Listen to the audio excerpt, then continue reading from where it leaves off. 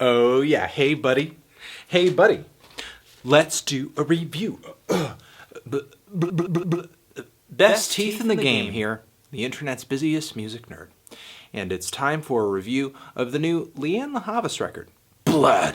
This gruesomely titled album is the sophomore full-length record of UK-based singer-songwriter, fantastic guitarist, as well, Lianne La Havas. I really liked her breakout debut record, Is Your Love Big Enough? There were some pretty awesome, catchy, somewhat quirky and sweet takes on soul and pop music on that record, as well as like a little bit of jazz too. There were some really good singles on this thing, like Lost and Found, especially the song Forget, which I thought was really great. But Lianne sort of seemed like she was still in the midst of coming into her own, still growing as an artist. I didn't love this record, wasn't head over heels for it. It seemed like Lianne had some good taste. She had a lot of talent as a singer, and she could most definitely play as well, and she had an appreciation for sound and texture and aesthetic, especially on the song Forget, where I think the guitars on that track and just the booming drums on that song as well sound fantastic. I just kind of came away from that album thinking, okay, this is good, but I see more potential in this. There should be cooler,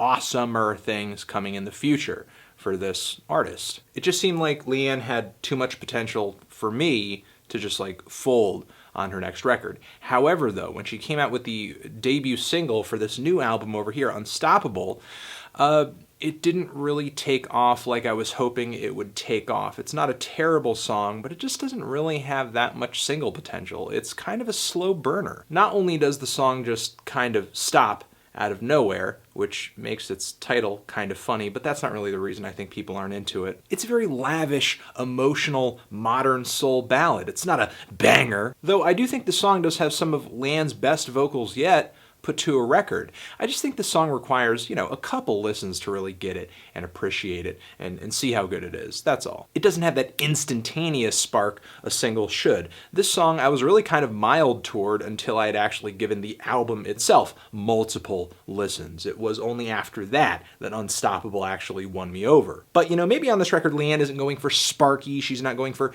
instantaneous. Maybe she's purposely trying to put together a more patient album and not really taking the artsy bubblegum angle that she did on the song Forget. Maybe this new album is going to be taking a more mature approach that the patient fans will enjoy.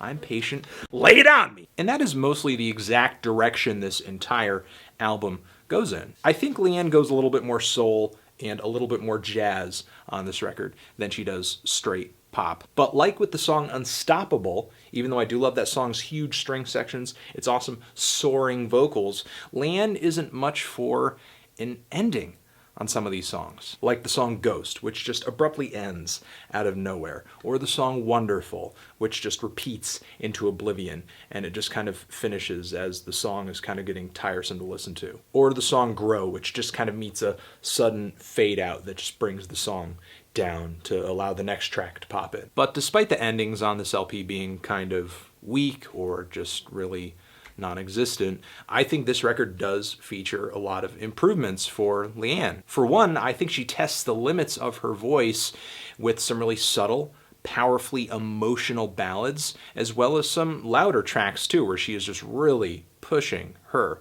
vocals. Just getting really loud, passionate, voluminous. And I think Lianne brings forward some more mature lyrics on this record as well, even if a lot of them are sort of lovesick. I think she approaches some of the romance-inspired situations on this album with a really level head and some agreeable points of view, like on the song What You Don't Do, which does have this kind of cutesy bubblegum soul instrumentation that kind of reminds me of something like Meghan Trainor would hop onto. But Lianne does this instrumentation justice. She does this song justice with not only a great vocal performance, but what she's saying too. Saying that she doesn't need this person to prove his love to her. This person doesn't need to prove their love to her in general, because it's what this person doesn't do that shows her that this person loves her. He's not playing games. He's not doing these horrible things to her. He's not this kind of person who will sort of do a heel turn and commit this horrible act and hurt her feelings and then try to make up for it by buying a lot of gifts or just trying too hard. He's just like, a really solid, reliable dude. And if you want more proof on this record that Lianne La Havas has matured and grown grown as a singer-songwriter, I don't really think you need to look any further than the song Grow. The amazing chord progression on this track, as well as the fantastic finger picking.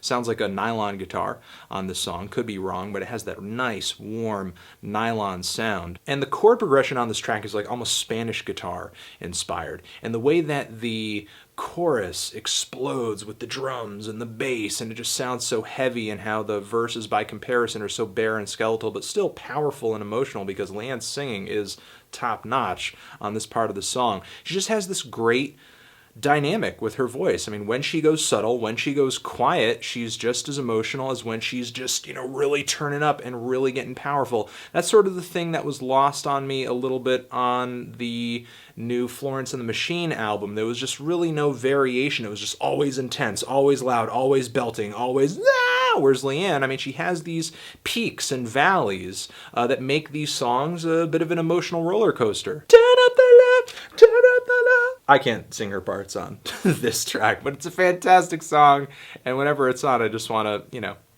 pretend like I can sing like she sings. And even though I like these louder tracks on the record, it's really some of the softer and just quieter songs in the track listing that really pull me in and woo me, like the song Tokyo. Has a bit of an 80s R&B vibe to it, with a bit of slap bass in the verse there that sounds real nice. The song Wonderful, awesome ballad with some great subtle quiet string flourishes in the instrumental too. And the song Ghost takes this kind of jazz guitar direction, which I think she took on her last record with the song Age, but that song just felt so cutesy and it felt so silly, whereas Ghost takes a much more serious approach. Lianne's lyrics and her delivery on this track are legitimately moving, legitimately emotional, and the flute on this track too is a really nice touch. I think the only song in the whole track listing here that I didn't really care for was Never Get Enough. And the reason why was the production, which was so good up until this point. The production track for track on this record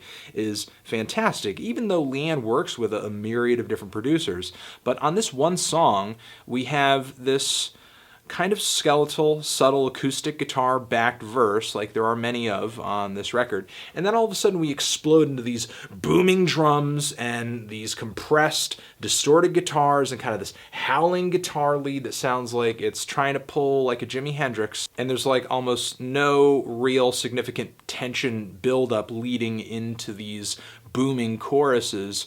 And ultimately, what kind of turns me off about these choruses is Lianne's vocals just all of a sudden go all distorted, and the compression on these choruses is so heavy that even though I hear distortion and it sounds like things should be loud, it doesn't actually feel any louder than the verses sounded with the acoustic guitars. Though it's not an exact comparison, I kind of feel like all of a sudden I've gone from hearing Lianne do an intimate acoustic performance to listening to her play with an electric rock band through like a McDonald's drive-thru speaker. I just don't think the explosiveness of the instrumentation that Lianne and her producer Batson on this track were going for is actually there. Overall, I think this is a good record. I think it's a really good record. I think Lianne La Havas came through. There are songs that I do wish just had stronger endings or were a little bit longer or a little bit more fleshed out, but other than that, I mean, there's so many great things about this album. I think the lyrics are great. I think the singing is great. I think the chord progressions are great. I think the production and the instrumentation sounds fantastic. I mean, even the arranged instrumentation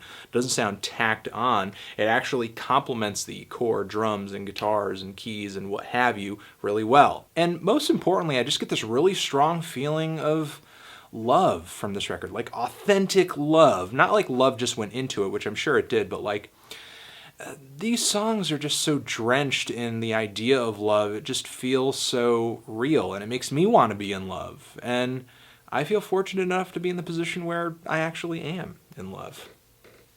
Very in love. Thank you. Thank you. Thank you. Okay. You're like, I'm out of here. Oh, what a little baby.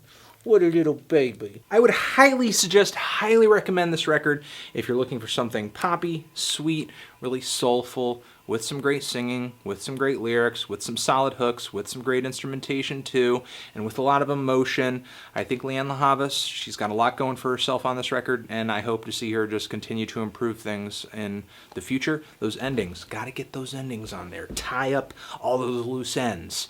I'm feeling a strong 7 to a light 8 on this thing. Transition. Have you given this record a listen? If you have, what did you think of it? Did you love it? Did you hate it? Why? What do you think I should review next? And that's it. Anthony Fantano, Lianne La Havas, Blood Forever.